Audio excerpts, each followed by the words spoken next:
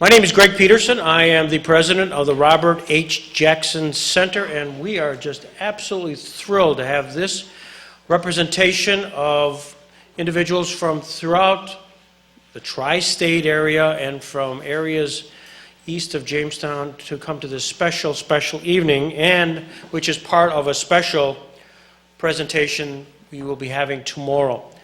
Let me talk first of all a little bit about tomorrow. Jane Yolen, and we're just absolutely thrilled to have Jane Yolen in our midst here. And as a result of Jane Yolen and her book, which has gained tremendous attention, The Devil's Arithmetic, we are having 1,500 students live tomorrow, not all here, but tomorrow morning at the Reg Lene Civic Center, be packed house, and then we come here and do the same thing. But more important, we have a chance to air this all over the state of New York through the distance learning process, and that's a very exciting prospect for us here at the Robert Jackson Center to get the message which Jane Yolen so wonderfully portrays in her book, The Devil's Arithmetic. So it's just a wonderful, wonderful thing that we have here. And that doesn't happen without a myriad of corporate sponsors who make sure that this happens, and it happens in an extremely high-quality way. You saw the list on the board, but let me just recite them very quickly. United Refining Company, and to Peter Conley, we say thank you. The Western New York Urology Associates, Artone, B&S Management, Chautauqua Restaurant Supply, Evans Elfie's Restaurant, Dan and Connie Evans, thank you. Everyday True Value Hardware, Michael Goldman, James Vanstrom and Company, Moore and Myatt, Safety Compliance, Southern Tier Building Supply Company, the Temple Hesed Abraham, and I know many of the folks here, Jerry Greenstein and Bob Reeder, thank you. Yaw Oil, and we also have such other sponsors as Cummins Engine, Comfort Inn and Suites. There's that wonderful meal downstairs, courtesy of Bridgeota Produce and Garden Center. None of Carla's here, but let's just give her a big hand. That's terrific.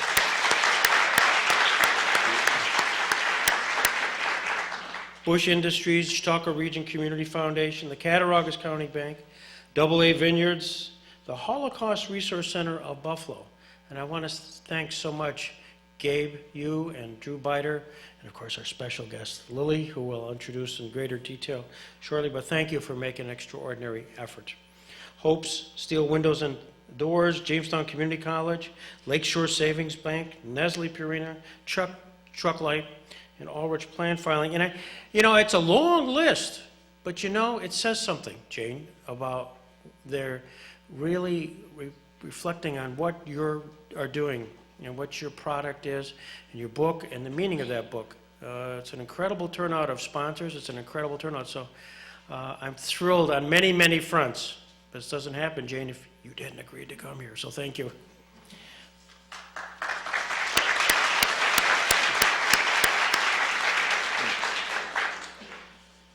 We're going to call up now one of our principal sponsors. It's the New York State Bar Foundation Law, Youth, and Citizenship.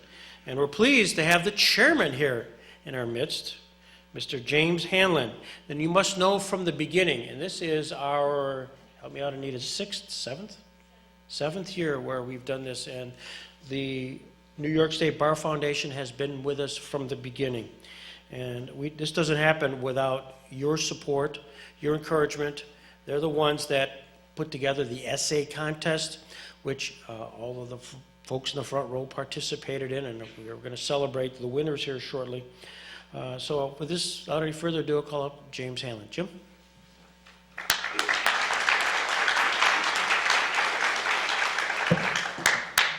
Tell me about the step. Okay, there's a step up here for everyone, whoever comes and talks again. So, thank you so much, Greg. It's actually my honor and privilege to be here tonight. Actually, this is now my second year attending this function, and I must admit it's incredibly run, and we're very proud to be actively sponsoring and helping out with the program, the essay contest, and the Robert H. Jackson Center.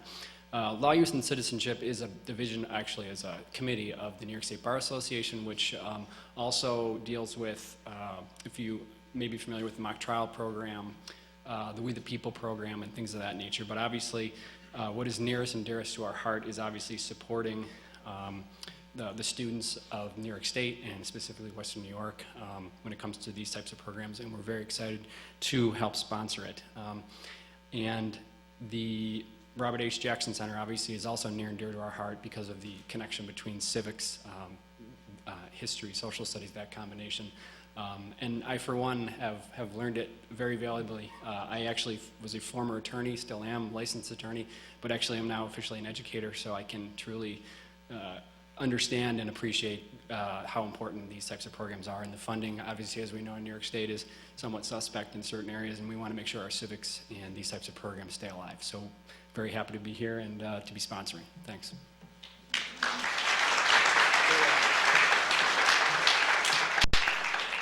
As mentioned, what it is that they help sponsor in many forms, but is the essay contest. And we are privileged to have here in our midst some of the winners of the essays contest. And if I could ask Jane perhaps to come up here. And I'd like to introduce you to some of the winners themselves. By the way, let me just stop and say this person back here, who is part of this process, is Carol Drake. And Carol Drake runs the Robert Jackson Center.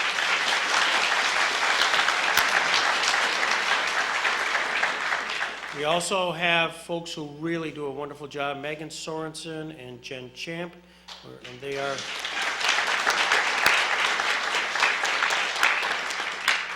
and conspicuous over here in the corner because they like it that way, but the people who really run this entire show and have done it for many, many years, the person I'm going to call out last just in a second, but first Paul Lombardo. Paul, teacher who is very much part of this process and is going to be continuing on as the chairman of this event, but the person I want to pause and say thank you to, and she's going to stay around, it's not like she's retiring, but the person who gives us a playbook, as even Jane Yolen saw, like this, so we know exactly what we're doing at all moments, is Anita Sanctuary. So Anita, hearty thank you.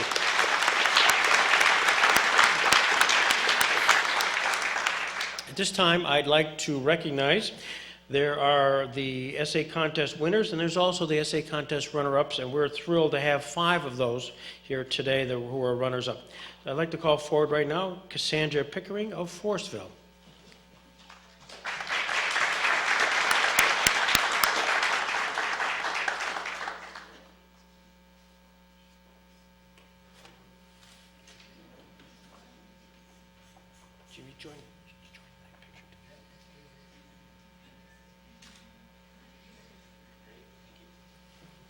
Also, now I'd like to call up from also Forestville High School, Allison Kaminsky. Allison?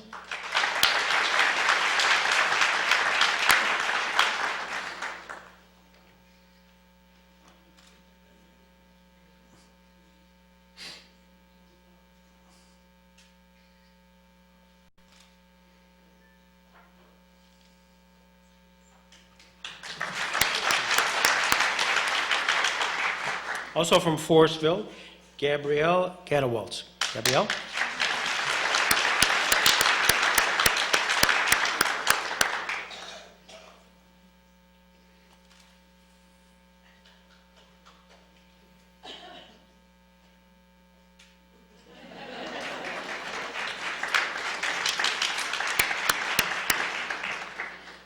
From Ripley, Riley Hawkins.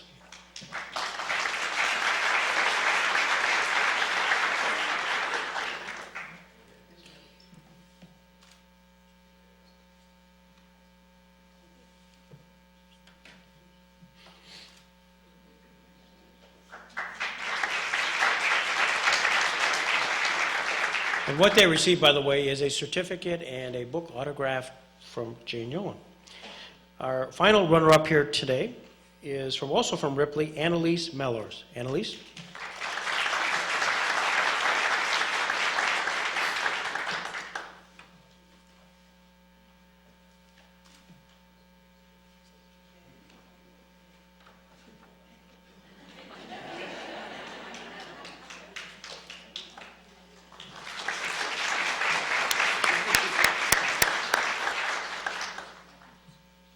Now, we have 4 essay contest winners from throughout New York State. So the contest was available throughout the New York State area, and unfortunately, due to scheduling, 2 of them could not make it. I will announce them, and they will be receiving, as will everybody else, a $500 bond, a certificate, as well as a book signed by Jane Yolen. From the Wilson Foundation, Paige Jackson, and from the St. Edward the Confessor, Bayville, New York, Blair Brunetti. We are privileged to have here today the 2 other winners, and the first one is from the Milton L. Olive Middle School in Wyandotte, New York, Christian Gregory. Christian?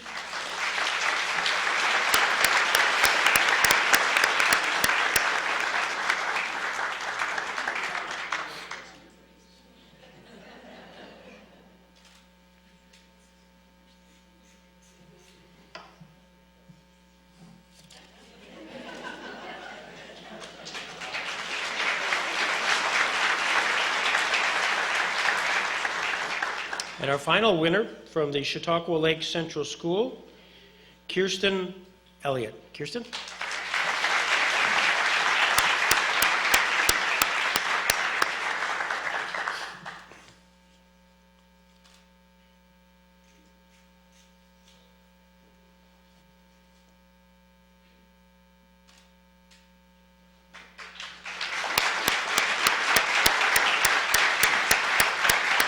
Got one final hand for all the winners.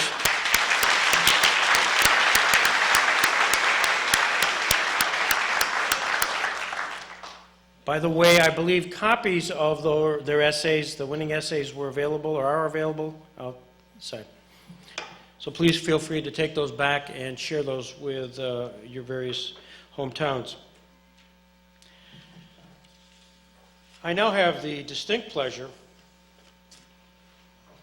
of introducing Jane Yolen. Jane Yolen is an icon. As we sold out this event within about 10 minutes, Jane, when we announced that you were coming. That impresses me, I'm telling you. Jane Yolen, American author and editor of almost 300 books. In fact, just her 300th just came out. They include folklore, fantasy, science fiction, and children's book. She wrote such award-winning books as Sister Emily's Lightship, Lost Girls, as well as Owl Moon, The Emperor and the Kite, How Do Dinosaurs Say Goodnight? Maybe she'll tell us. The Commander Toad series, and of course, the book we're pausing and celebrating and reading, Devil's Arithmetic. A little bit you probably don't know about Jane. She was born in New York City, raised in California, Virginia, New York. Her father was a journalist and a publicist. She received her bachelor's degree from Smith College in 1960, and one of her classmates is here, Laura Damon. Laura? And we're going to, in a few minutes, ask you to talk all about Jane, if you could. That's during the Q&A. But you probably also don't know that she's a Dodgers fan, and that's important. And Brooklyn Dodgers, specifically. And you need to know that Carl Erskine was here. Carl Erskine was at the Jackson Center. You think we're just into Robert Jackson. Not so. We've had Carl Erskine, in fact, throughout the first pitch of the game here. Long time ago. And now as a Boston Red Sox fan. But for our purposes, Newsweek called Jane Yolen the Hans Christian Andersen of America. The New York Times labeled her a modern equivalent of Aesop. She's written about 1,000 poems, 200 short stories, and, as mentioned, just published her 300th book. There'll be more we'll talk about tomorrow when we introduce her to the various assemblies, but we've asked Jane to pause and maybe just give us a few minutes in front of this august crowd. So without any further ado, Jane Yolen.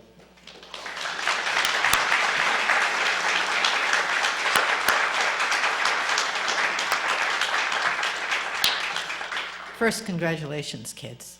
Really, congratulations. I have to say that the box that we're standing on is really for Lily and me, because we're the official short people here. Look at us. We are lucky. In a still perilous world, we're able to read and write about injustices without, most of us, having to live through them. We think we are miserable if our dinner is late, if our team loses. Mine is the Red Sox, so I'm much practiced in this kind of misery. If the teacher gives a pop quiz, or in my case, an editor turns down a book, horrors, such injustice. But history teaches us something else.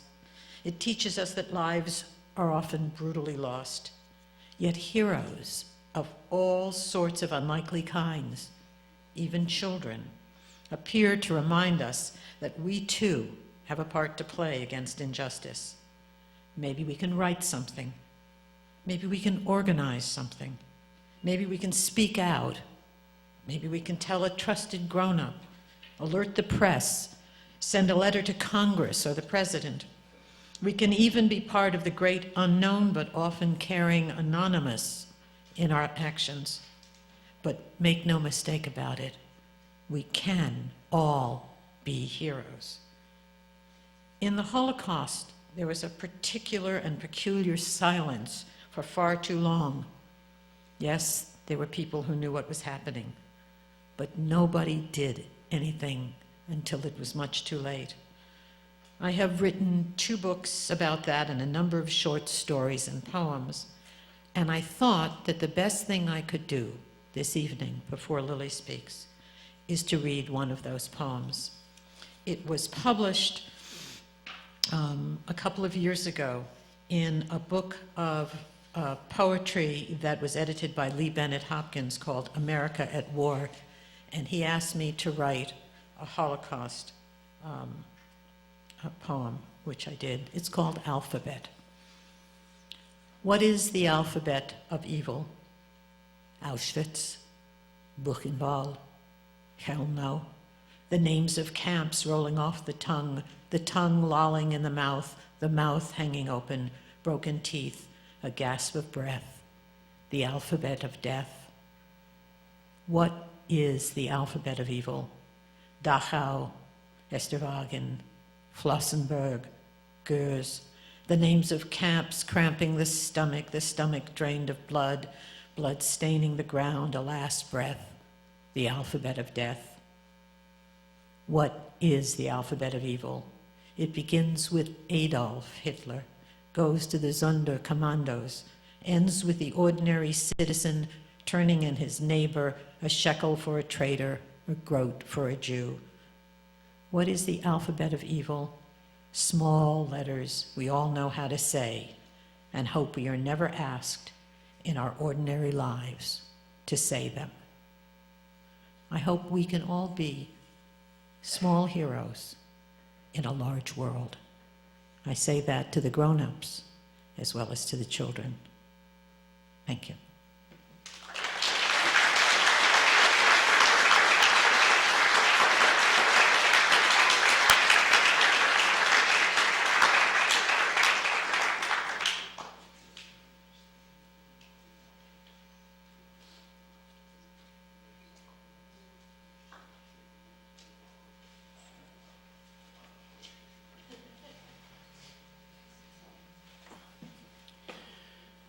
Thank you, Jane. What a stage setter. In order for us to really get our arms around our next speaker and the next subject, I'm going to pause and we're going to show a brief 6-minute movie which we have shown once before, sort of things that are occurring in Poland during that time period. And then afterwards, I'm going to ask Lili to come up. She has a few words she wants to say, and then we'll have a time for an interview. So with that, Ed, if we could start the movie.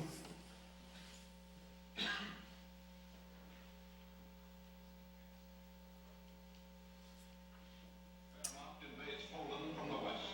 2 weeks later, Russia will strike Poland from the east. These crushing actions result from an infamous bargain, the Nazi-Soviet pact, sealed by Hitler and Stalin less than a month before. This pact will last 22 months until Hitler breaks it in June 1941. Warsaw surrenders on September 27, 1939. The government goes into exile, fleeing to London. On September 28th, another Nazi-Soviet pact divides Poland between Hitler and Stalin. The Germans keep Warsaw. For Hitler, this is a dress rehearsal for his conquest of Western Europe.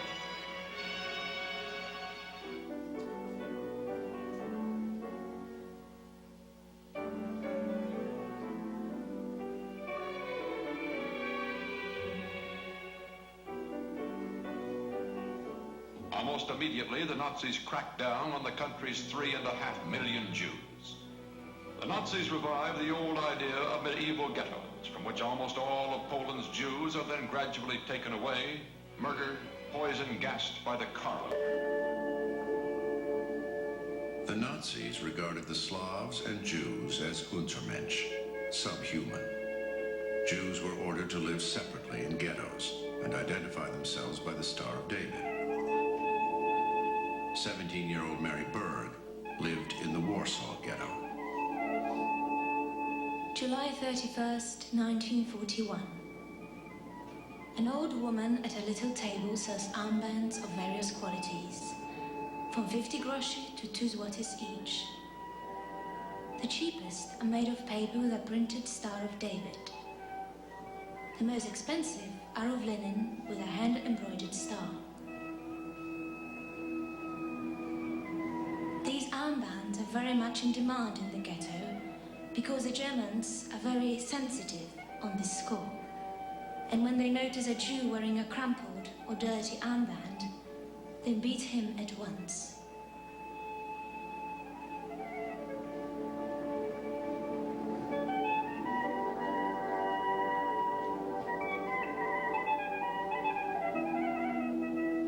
There are a great number of almost naked children whose parents have died and who sit in rags on the streets.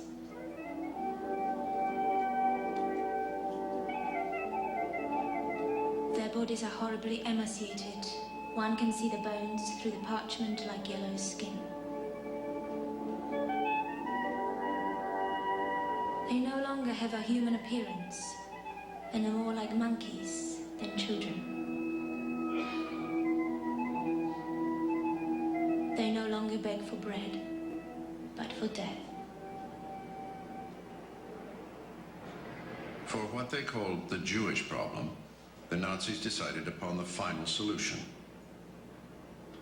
mass murder.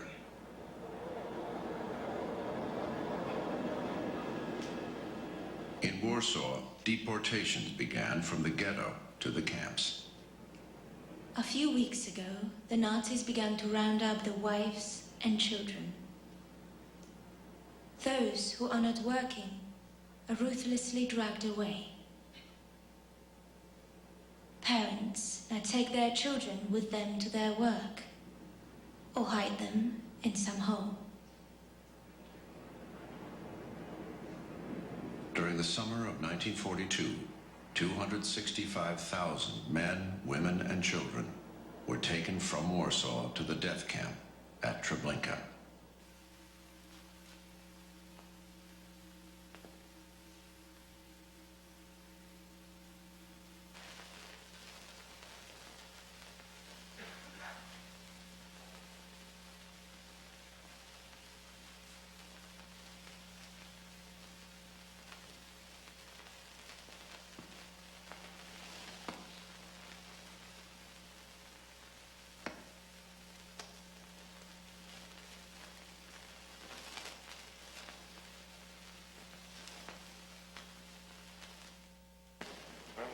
Senior grade Jack H. Taylor, U.S. Navy, Hollywood, California. Believe it or not, October 44, I was the first Allied officer to cross into Austria.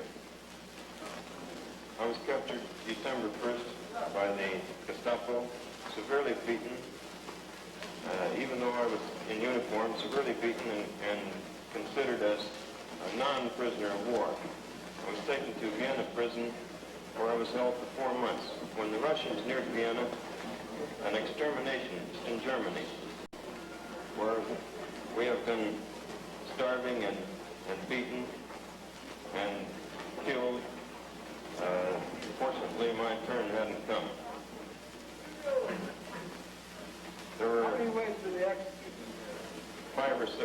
by gas, by shooting, by beating, that is, beating with clubs,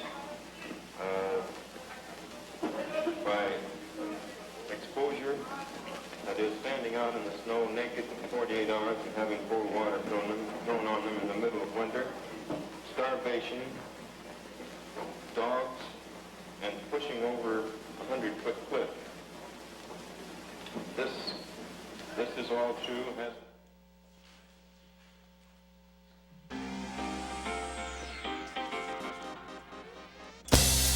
Sometimes we get asked here at the Jackson Center, where does this all fit in? And I wanted to show this clip for a couple of reasons. One, of course, is to connect with our presenter today and our interviewee, but also as the Robert H. Jackson Center and our mission. Robert H. Jackson was from this area, and Robert H. Jackson has a resume a mile long, and he was being from the only man in the history of the United States to become a Solicitor General, Attorney General, and a Justice of the United States Supreme Court. He's it. There's only one. He's from here. But for our purposes tonight, he was also the chief American prosecutor at the Nuremberg trial. And it's that trial which had documented the evidence which we just saw here. Jackson actually showed a 4-hour movie on the concentration camps. It's the first time that had ever been evidenced. And it's what he did at the Nuremberg trial which assists the survivors like Lili Silbiger to talk about their stories and to actually be able at times to reflect and say, aha, there was one place, one time, which actually documented the Holocaust. And that was the Nuremberg trial. And that was Robert Jackson. So tonight, as we continue on the program, I'm just moved, as Lily and I were moved watching that film, that there's a connect. There's sort of a spiritual connect here with Robert Jackson. You see some of this stuff around the walls here, and what we're trying to convey in tonight's program. Lily has asked for a little bit of time, sort of introductory remarks, and we have, I'm honored. I mean, I really am genuinely moved to have Lily among us. I know that it often isn't easy for you to do what you do, and I'm thrilled that you agreed to come here tonight to be part of us, to present and to talk and answer some questions about this. Uniquely, she was born and raised in what we now know as Auschwitz, and has a story which I won't tell right now, but we'll get into during the course of the evening. So without any further ado, and by the way, Lori, thank you very much for bringing your mother down. This is terrific. Lili Silbiger.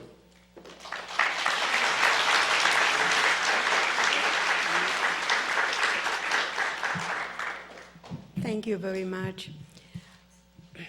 You know, I didn't expect to see that short film, and as you can see, I became unraveled.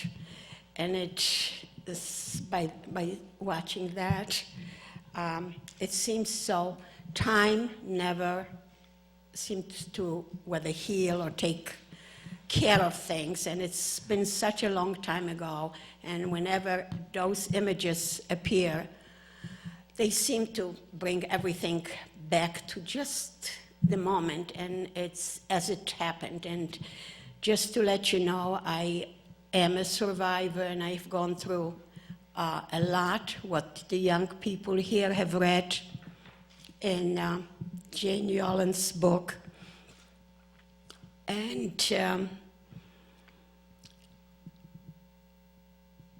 I am very grateful for a place like here, the Jackson Center, that we are able to learn and teach throughout for the next many generations of what has happened and what we need to do not to let it happen again, to teach us about the world, the wars and the horrible casualties that take place, and the inhumanity that man's inhumanity to man. So I'm really grateful, and I was very impressed with this center here, and especially, of course, my greatest admiration is for our Justice Jackson, who has left such a legacy for us to follow, all in a positive way. And again, I will continue with my story as we have agreed to do that. Thank you, and thank you for inviting me.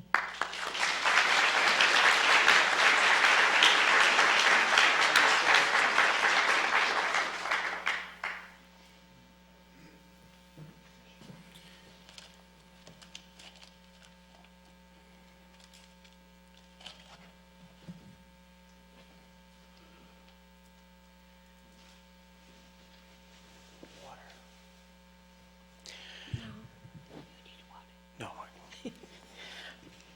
Tell me, when you grew up in Poland, what would your mom and dad do? I was just discussing it today at our lovely Look at you there. supper that was provided for us to my friends at the table, and we just came up on that subject. Well, my mother was a teacher, and my father was in a business, the grain business, which I was telling actually Drew that my father was in the oil business. And to clarify it, I tell you, he was actually providing hay for horses, because horses were the main mode of locomotion, of transportation. So I said, well, I could really say my father was in the oil business. This was the joke of it, yes. Well, that creates methane, I understand. Right, it does, yeah. And why settle where they did in that part of Poland? Did your mom and dad grow up there as well? Yes, as a matter of fact, now, of course, I'm Jewish, and my great-great-parents, I don't know how many generations they have gone back, have lived there. And they lived in the town of, as you mentioned, Auschwitz. But before the war, that city was called Oświęcim. And when Germany conquered Poland, they actually attached our area, they call it, to the Third Reich, and then they changed the name to Auschwitz from Oświęcim. We, of course, have an image, everybody has an image of Auschwitz. What was it known for before it became a home of concentration camps? Oświęcim was a town of about 15,000 people. Half of them were of Jewish religion. And it was mostly rural, agriculture. It was a lovely town. Through the center of it ran a river called Soa. And just to let you know to lead up to what made it become a concentration camp. It's true, it's still today we don't know why they selected it. However, on one side of the river, and let me just explain to you, we lived on the outskirts of the town, so about 1 kilometer. So once you leave the city, it becomes country. So we were within a 1/2 kilometer from the river Soa. Right across from there were military barracks where the Polish military was stationed.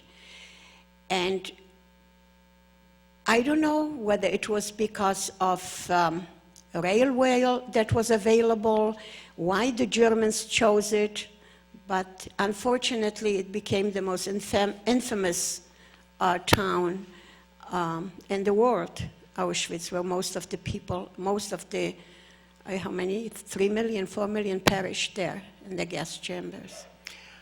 As being in Poland, how much were you aware of what was going on as a young child? By the way, can I ask when you were born? Yes, in 1929. Okay. You guys do the math. You do the math. And obviously, Hitler during the 32, 33, 30, were you aware of what was going on in Germany? Did your parents talk about what was going on over there? Do you know that European children were very much attuned to what was going on politically? Not that we ever could discuss it with my parents, but we always listened in. I mean, being Europe, all those countries, just take, for example, as you would take the United States. The way we have states, those countries, different countries of different, languages that existed. So we were in such close proximity to each other that it was of utmost importance to know what was going on politically everywhere. And I remember as a child just perking up my ears when the adults were talking about politics, and politics was a totally normal daily occurrence constantly. By the time I was in second grade, I read the papers already, so I could, get the news this way. And in I personally don't remember, I'm sure my parents and the adults were aware of it, but until 1938, I was not aware so much what was going on in Germany. It was in 1938 when Hitler expelled a lot of German Jews who were of Polish origin, and within like a fortnight, they picked them up one night and just took them to the Polish border and sent them across into Poland. We had family who lived in Leipzig at that time, and they came to us just as they were, with just the clothing on their backs. And this is when my first shock occurred, what is going on, that just taking families and just expel them within hours. So this was my first introduction to that things were not good in Germany, but still we felt fairly secure in Poland. And your family consisted of your mom and dad, and how many siblings? My family consisted of my mom and dad and 5 siblings. I had an older brother, an older sister, an older brother, and another sister, and then came I and a little brother, rather, and then came I and my little sister. Yeah. Things start happening in 1939. I think it was September of 1939. September 1st, 1939, on a Friday, even I remember till today, all of a sudden there were flights overhead, and a couple of bombs were actually landed in our town. So we knew that immediately on the radio we heard that Germany attacked Poland. And since we were quite close to the German border, they already, this was Friday, Sunday morning, they already were in our town. I'm trying to visualize, and maybe you can articulate this. At some point, you look out, and there are the jack boots of the Nazi soldiers walking their way through, and well, actually what I recollect is, first of all, that then they started shooting, and we were living next to a very main road through which all the military would have to go through. So they advised us to move somewhere into the side roads, and sure enough, when we came back, there were actually bullet holes in the building as they were passing by. But they were already within 2 days, they were in our town, yeah. What your mom and dad, how did they explain it to your kids? What was going on? Well, I come from a different generation than the kids today. They are entitled to have, there is that feel, the children are told everything, they are being right away included in. There was a different life. Children were, what do you say, you spoke when you were spoken to, and you did not ask questions, and there was a certain parent and child relationship was on a different level, more like on a pedestal. We kept our parents, and you were very respectful, and so we didn't ask, and they didn't explain. They felt that was not for us, apparently. But that this doesn't mean that we were not scared, and more so fearful because of the unknown, what was going to happen, of course. So the children were quite frightened. What's the next step? At some point, things start happening in your life as well. Well, they happened, unfortunately, quite rapidly, and it didn't take the Germans too long to immediately zero in on the Jewish population. September 1st, as it happens here in the United States, school also was to start in a couple, 2-3 days, return to school after the summer break. And immediately, within days, they already established that the Jewish kids are excluded from attending school. So this was the first order. And then it didn't take them too long to initiate restrictions, which, as we all know, with the identity, with the armbands, with the Star of David. And then they follow in rapid succession. Things followed, and we were really very frightened. Within a short time, they issued an order: we are to turn in our radios any valuables. The Jews had to do it, the Jewish population. And then, of course, curfew was set for us up, and that was the... So we knew that we are being kind of picked out as for special treatment, if you can call that. Did you have to wear some sort of star?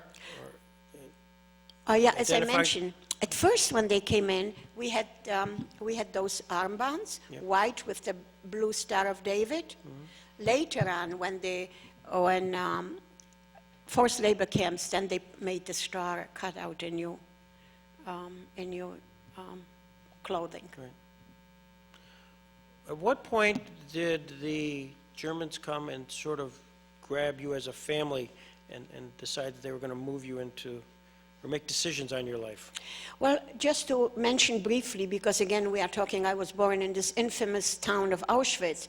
Immediately they recruited, or they forced young males to work on building these concentration camps. So they would just grab them in the streets and mm-hmm. take them there and to build a facility.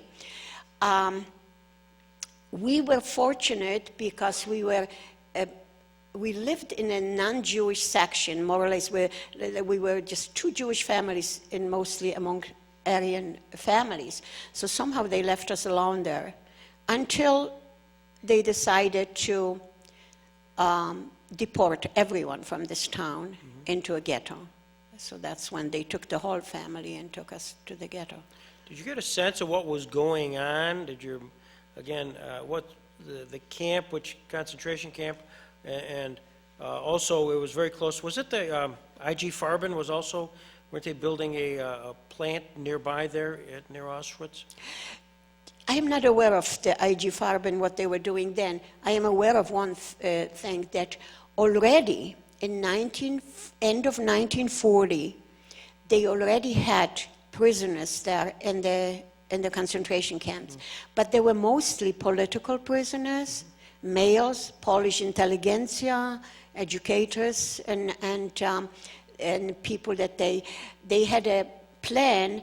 In order to avoid any uprisings, they felt they would take the educated group of people and imprison them, so they will avoid any, uprisings or whatever. So they were the first prisoners there. And actually, I saw, even myself, before we were deported to the ghetto, I saw already prisoners working outdoors with the striped, pajamas. Did you get a sense that the concentration camp, and was that a term that was even used at that time?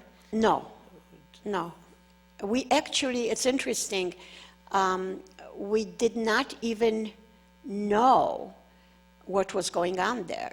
That there was, as a matter of fact, with the building the crematoriums there, that they were, we were still there when the chimneys went up, which was, but we were not aware of it then. And I believe at that time they did not yet do this mass killing through gassing.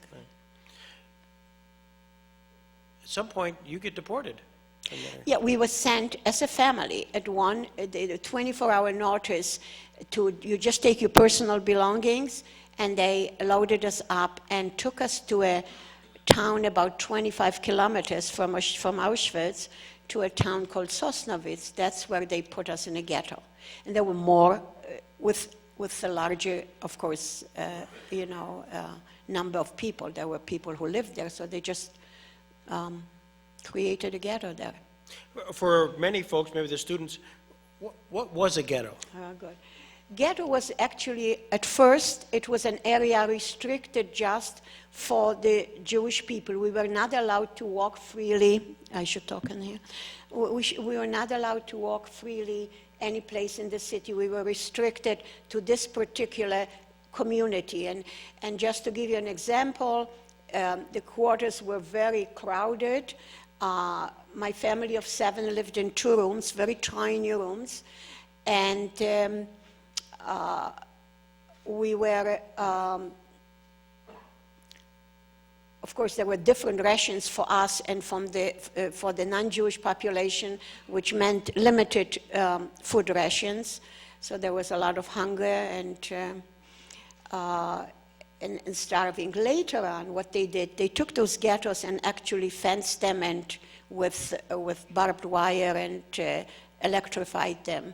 But at first, they were just restricted area. And of course, you were visible. You wore your armband, so you wouldn't dare venture into any other area outside, because then you would be just arrested. The other thing was also that we, of course, from the moment already, yes, being in Auschwitz, we had to adhere to a curfew, which was, again, being off the streets from a certain time, early evening till morning. What did you think was going on?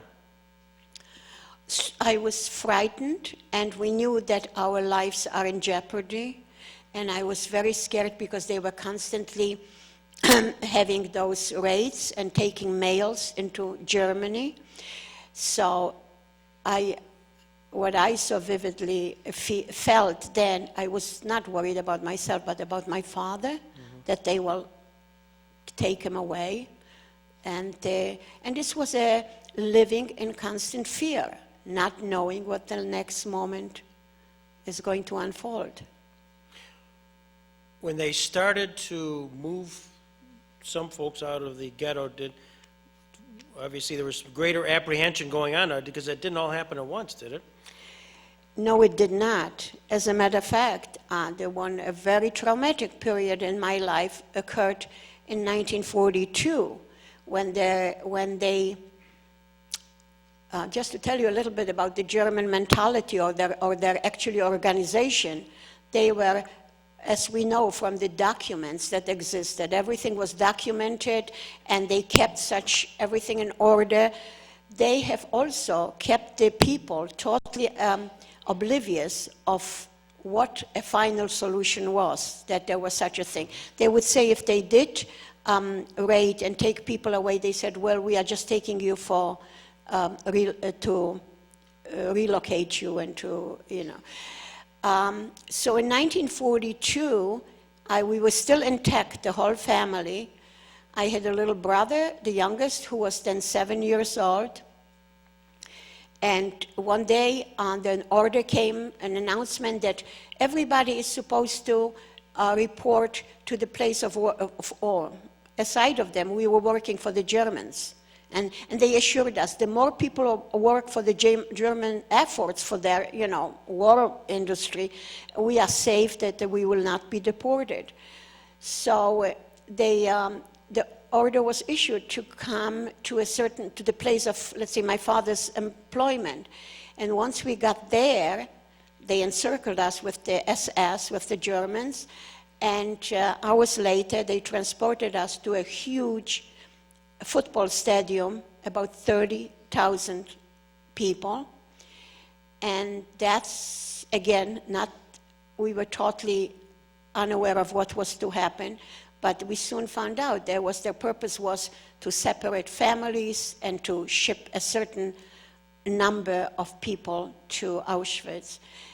It was then that my mother and my little brother were separated from us. He was holding on to her, and of course, we never heard from them again. My father and my two sisters were sent back to the ghetto. I was working, and my brother was working. So we went back to our places of work. Then in 1943, I was sent to my brother was sent to forced labor camp. I was sent to a forced labor camp, and then within a short time later, they liquidated this ghetto, and everyone, unfortunately, ended up in Auschwitz. Talk to me about Auschwitz. Auschwitz as the concentration camp. I personally, I myself was never in Auschwitz. I was in 4 camps, but I was never in Auschwitz myself. I was yes, I was in Auschwitz 2 years ago with my daughters for the first time after all those years, because we had to kind of come back and pay our final whatever to the families, because they all perished there. That's certain. How difficult was that? How difficult was it when I was there? Well, it was very difficult, but don't forget that I went through years of agony after the war to adjust, or to not to accept, but to live and try to continue living without my family. So this was sad, but I felt like I had to kind of be there. I had to, this is the cemetery where they are.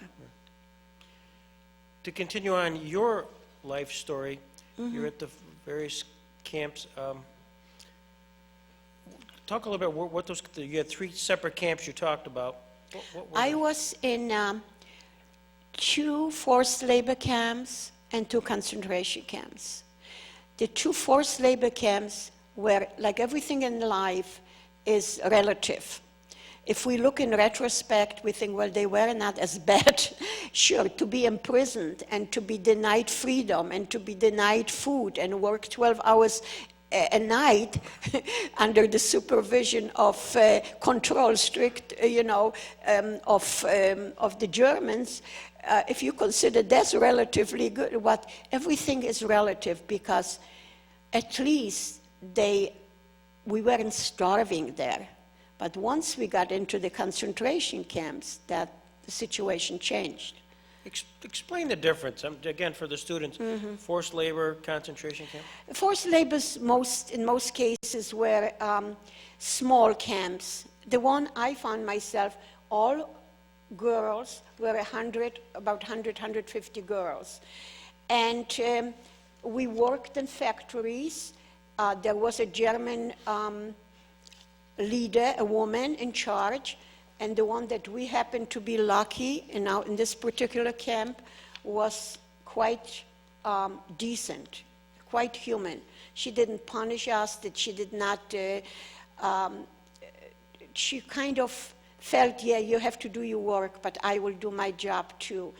So naturally we were, as I said, imprisoned, but nevertheless, it was bearable there. It was like everything else. You had a chance that to see perhaps the light at the end of the tunnel. And then from the concentration camps, there was a time you were involved in a march. This was the worst part of my whole experience, and this was the worst part of everybody's.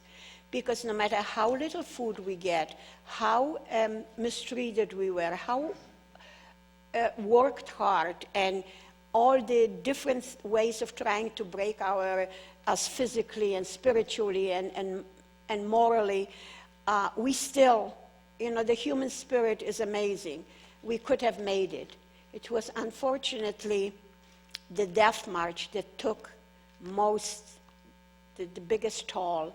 And in my case alone, to just give you an example, and there were so many, that from a group of 1,000 girls that started out from a camp on the death march, there were maybe 150 left alive at the end of the war.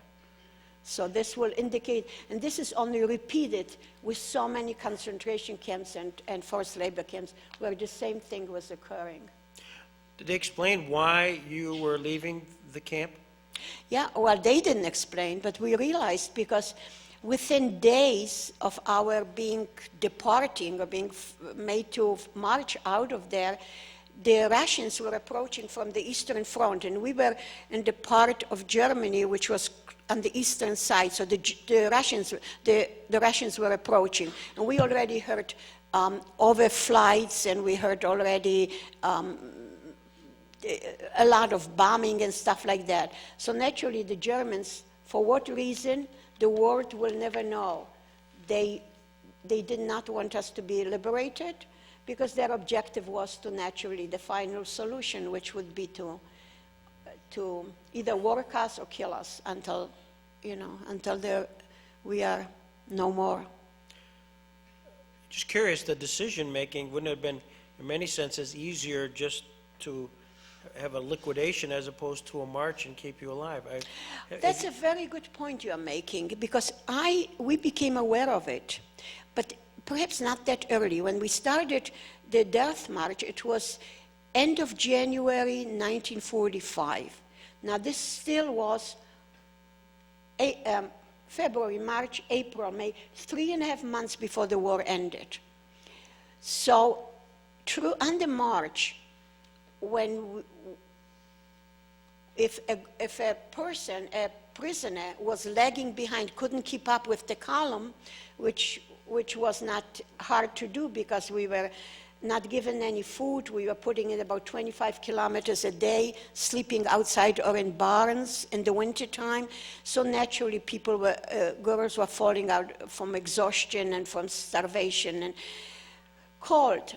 But if one lagged behind, they would not leave them. They just killed them. They wouldn't leave them by the roadside. But an order came out when the Germans realized that they are losing the war. An order came from Himmler that to stop killing, because they knew that once the war ends, and there will be trial, a tribunal like we had here, that the way the law supposedly worked or whatever, that if you kill someone, you kill them, you are the killer. But if someone dies of starvation or exhaustion, that would be by natural causes. So they felt that if the Allies will find that people being killed, through shooting, died, they will use this against the German perpetrators as a, proof. So the order came in to stop killing. But they could drag us on and on until we died ourselves, kind of completed the cycle. The interesting thing is that even then, the brutality of man to man, even then, they had orders from Himmler, from the highest authority, not to kill. They kept killing us, they kept doing that. And so this is a very sad, I would say what is sad is that what I bemoan, and most of us, is what can one human being do to another? Mm-hmm. Such brutality, animals don't do it to each other, but humans are capable of that. And that's a big, thing to carry and to deal with. And I think we see it everywhere. We see it today too. That's happening, continues happening. What kept you going? Well, first my youth, I guess. The second, truly what kept me going, and I always state that, the hope. The hope was that I may struggle and to the limit, but you have to keep going, because I felt my situation seemed to have mirrored what my family was going through. I was totally unaware that my parents and my siblings perished. So the final goal was that keep crawling, minute by minute, but that we will make it and we will be reunited. And that's what kept me going. And I think this is human, makeup, human nature, the hope that but of course the family that you love, and they are part of you. And I mean, if you don't have it, then you really are robbed of everything. The march at some point ends. Did it end when the war ended? For me, yes. How did you know? Well, it ended a few days before for me, because I finally had to escape. Yes. It ended only 4 days for me before the war ended. There was a day, and the war ended like May 8th. This may have been like May 4th. I was on my last breath, and it so happened that an incident happened that I need to tie it in with it because it's important. We were being marched through some side fields. We were then in Czechoslovakia, marched into Czechoslovakia. And still there was a remnant, a small group of, maybe we were then, I don't know, 100 of us, still surrounded with our guards, with the Germans and all that. And then in the distance, we saw a man standing with a long coat. He looked like it was a military coat. And he was edging on slowly, like coming toward our column as we were passing. And he held like a small, flat package in his hand. Where I got the guts, as he came up within like perhaps several, I don't know how many feet, I ran out from the column and ran toward to him, and he handed me that little package. There were some couple of slices of bread probably. And naturally, I mean, we were not acting as humans. Everybody was as starved, and so they all fell, the other girls on me, and they all wanted a piece of it. The guard came over and he says, and she said, hand it over to me. It was a woman guard. And I held on to it, for life. And she just hit me with her fist in my hit my head. But I was so weak that I fell down and I could not get up anymore. And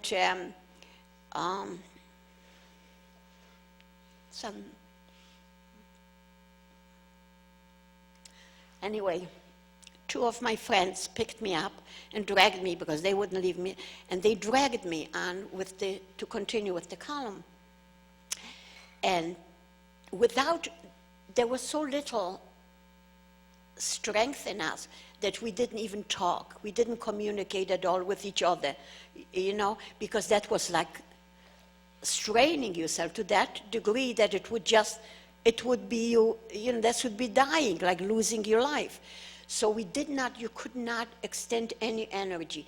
But I just whispered to my girlfriend, we have to try and escape tonight because I will not make it till the next morning. I knew that because that they kept dragging me, and when it was very dark at night and we walked between woods there, and at one moment where we thought it was we just jumped into the bushes and lay there. And even then, 4 days before the war ended, it was dark. The guards there were some shots heard, but they continued on with the remaining group. And we just laid there, and I think that's what saved us, me and my girlfriend, because we wouldn't have made it to the next 2-3 days even. So you're in Czechoslovakia, you're hiding. At some point, you have to get out from those bushes. Where did you go? Well, that was the answer. We lay there very scared, but where do we, as a matter of fact, it was a hill, and we could not see anything from the road. We would need to climb the hill a bit. It was a hill. Probably today it would be like just a little heap, but then it seemed so insurmountable. We had to find out what's on the horizon. You know, it was just and it took us like a half a day to climb there because we were so weak. And then we saw in the distance 2 farmhouses. And we said, well, we need to get there to one of them and ask for some food, for some nourishment. So it took us another several hours. And we did get to a farm, and we made up a story that we could not tell them that we are Jewish prisoners, because then they would immediately, this was Sudetenland. Are you familiar with it? So it was mostly German occupied by German, you know. And the man came out, older man, maybe in his 70s, and we just made up a story because we were all covered with we covered our store but we had the KL, which is concentration camp, on us. We told them we are concentration camp inmates, but we are Polish, that we didn't tell them that we are Jewish. And could he, we made up some story that we were bombed, whatever, could he give us some food? And he took us into his barn and brought us some dry bread and slowly started feeding us. And we were then, he told us after the war ended, when I saw the 2 of you, I thought there were just 2 skeletons that have risen from the grave, because that's what we looked like. And, you know, so then after the war ended, several days later, he fed us bread and he fed us dry potatoes in order not to, and he was smart, because had he given us any normal food, we wouldn't have survived it either. The system would not take it. So he told us, he did it purposely. He knew that he had to kind of bring us back, you know, gradually with very food that was not harmful.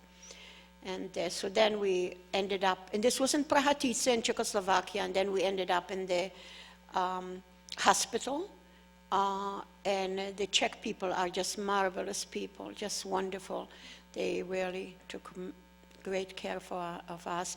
And at the same time, there was Americans came in, the American division, and they soon found out that there were about 18 girls in the hospital that from the survivors, so they connected with us and helped with things that were, you know, food was scarce, so they brought us vitamins and other things, goodies that the military had, and that's how we got back to our physical health.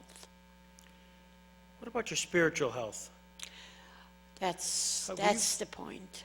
Were you tested? I mean, your faith tested? Here you had so many of your friends.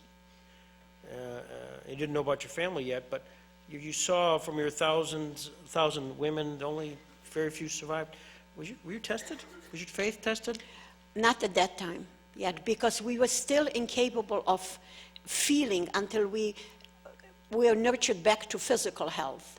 Because you just, I mean, you couldn't survive if you had in any way expressed your emotions. You just couldn't. So, you know, it became like my best girlfriend died next to me, you know, just a week before the war ended. In May 1st, yeah. She died right next to me, my very best friend. And I could not even express emotions because I knew I would be right. It just wasn't there, couldn't, you know. I mean, it's hard to comprehend that, but that's what it was. The worst time of the whole war came when I realized that I have no family, that they are not there. That's when the break came, the breakdown came. How did you know that? I know you for at least 3 or 4 years afterwards, you were holding out hope against hope, but did you get some sort of acknowledgement that they are not alive, they did not survive? The way they organized it, that wherever you found yourself, wherever you were liberated, they have, or any camps, those displaced person camps that they had, they would have lists made up of survivors. And and those who survived would go and look whether anyone of their family, so we would look down the list and wherever we were. Well, if weeks go by and you don't find them anyplace, and then almost 2 months go by and nowhere do you see anyone, because then your hope really fades, and then reality hits. It hits full force, and that's when it becomes the worst. Yeah. Did you then ask the question, why? Oh yeah, I asked a lot. I was also, I lost my faith in God, definitely. Yeah, I had to go through that process, definitely. At some point, you find yourself in Buffalo, New York. Of all the places. I love Buffalo, don't misunderstand. I truly love Buffalo. I don't know, when people criticize our town, I'm angry. I love Buffalo. I've lived here and I do really love it. Go Sabres. Go Sabres is right, yes. Yeah. How did that happen? That's an interesting also situation. The way things happen in life, we sometimes, we don't know why. When I arrived in New York and I was brought over by an organization, Jewish organization, they usually wanted to place us somewhere, you know. And my girlfriend, with whom I escaped and survived, which is my camp sister, came to the United States about 8 months prior to my arrival. And they sent her to Buffalo, and she had the opportunity to go to high school, because don't forget, we were just robbed of 6 years of any education. And so when I came to New York, they said, well, would you like to go? Any place specific? Yeah, I want to go to Buffalo to be with my girlfriend. Had no other connection. And this is how I ended up here, so that's it. What did you do when you got here? Did you start at school? Yes, I did. And obviously, I think you went through 6 grades of formal education, then there's obviously a gap. There's the 6 years gap. So I didn't know the language. I had the basics of, while I was still in Germany after the war, the grammar that I learned English, but my, conversation and all was all limited. So they said, well, we'll place you in high school just to learn the language. But fortunately that they placed me there, the organization that took care of me here, and I right away stepped in with my girlfriend. She already had 8 months of schooling behind her, and we just fit in together and started studying. I caught up, we caught up with the language, and we've both finished high school. I finished high school in less than 2 years, completed, without the knowledge of the language, but we did it. Where there is a way, where there is a will, there is a way, right? Is anybody curious about what you did during the war in high school? Did they? Oh, this is a very sensitive, that's an interesting question that you ask me, because I felt so out of place there. Because we were a little older naturally than the average, but that wasn't the case. It was what separated us from the whole school, from all the students, was that we were like 100 years apart in our maturity, in our knowledge, and what we have gone through. So how could you connect? I mean, and that was, there was another very difficult, it was very difficult, on that level, because we were total, they were nice kids, but they were normal high school kids, as we would want them to be.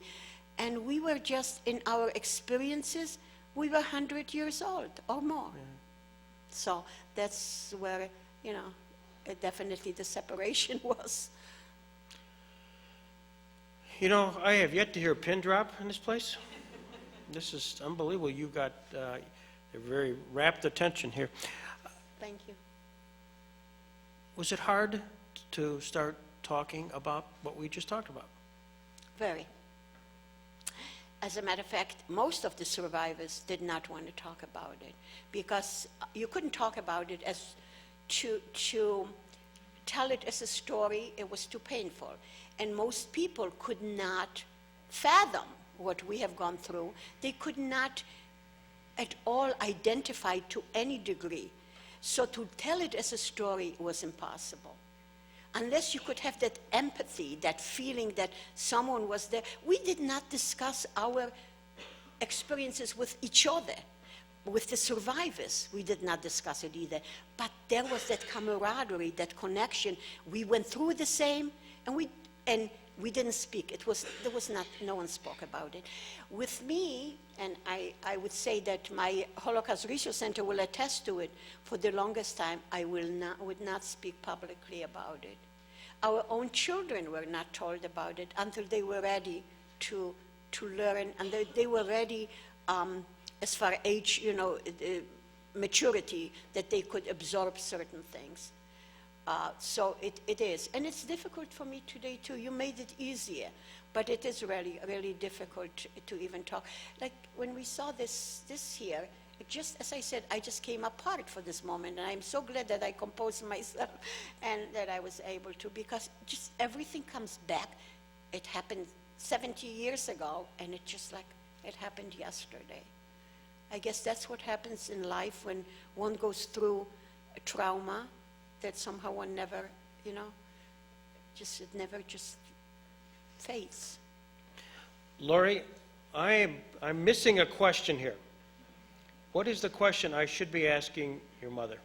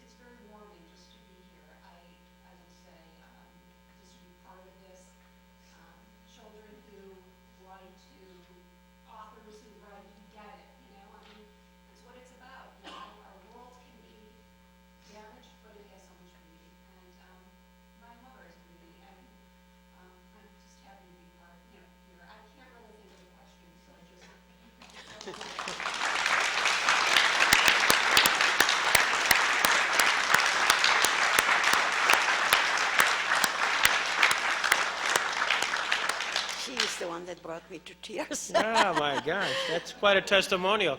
That's fabulous. I know that the time is drawing near, but let me just ask you one last question, and that is, we have these students here who have written on the subject of which, in Jane's book. What would be your message to them?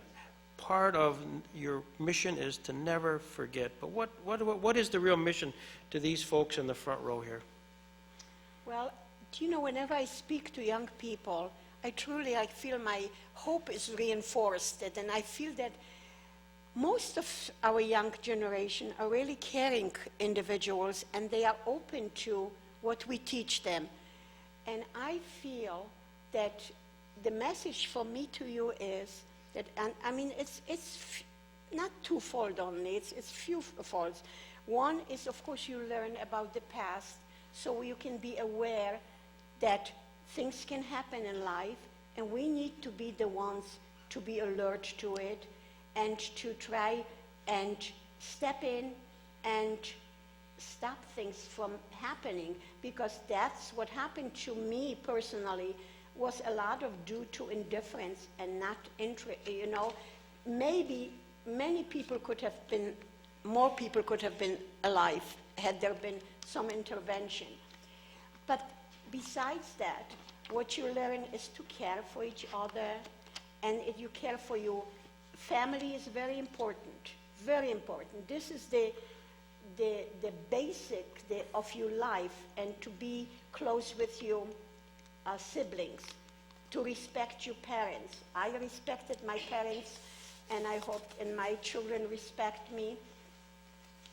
The other thing is, look out where there is need. Not everybody is good looking or smart, as smart as you are or whatever, but consider them as equals. Reach out. And if someone needs help, that's it. And also, we need to look after each other, and we need to respect each other. And instead of trying to say what's wrong with you, try to find what's right with you. And that, it feels so much better when you can look at someone and say, oh, you know what? Oh, she has such a cute smile, instead of saying, oh, I don't know, I don't like her nose. You see, those are the two things where your choices are. You can do one or the other. And it feels so much better when you can say, oh, she has such a beautiful smile. Makes you feel good too. The third thing that I would like to communicate to you is that you need strength. Life is not easy. You are just starting. And there are so many ups and downs, we call the valleys and the highs and the lows. You need to find strength in yourself, that when you sometimes feel down, when you feel that your teacher was mean in school, or whether you didn't do well in your, in your tests and your exams, don't beat yourself up. Tomorrow will be a better day. Believe in yourself. Believe in yourself, and have that strength that if there isn't a good day, the next day will be better. And this will bring you through a lot in life. Okay?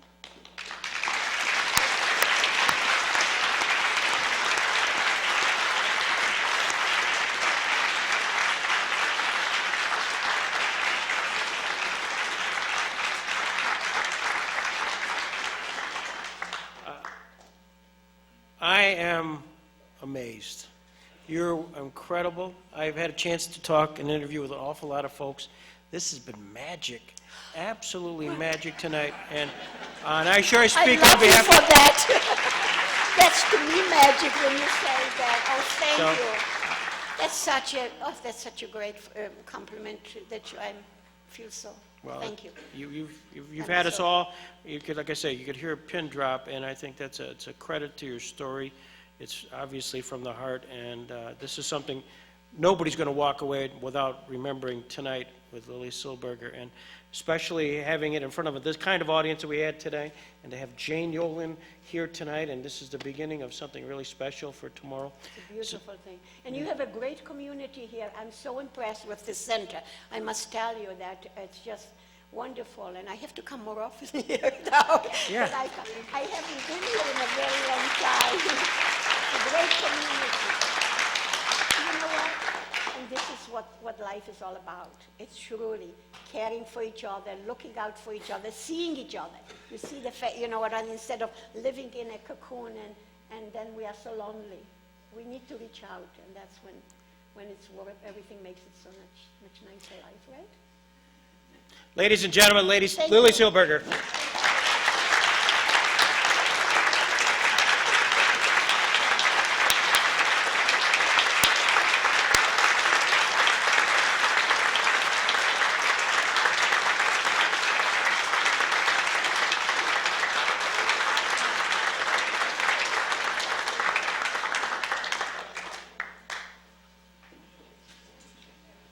I'm going to actually turn the next part of this program over because it's photo time and an opportunity for family, friends, and I know there's a very scripted way to do this, and I'm going to turn the next program over to Anita Sanctuary, and I just say thank you very much. This is the largest crowd we've ever had at an evening like this, and you were all part of it. And thanks to our sponsors and friends, family, thank you so much. But most importantly, Jane Yolen, Lili Silbiger, and our awardees. Thank you.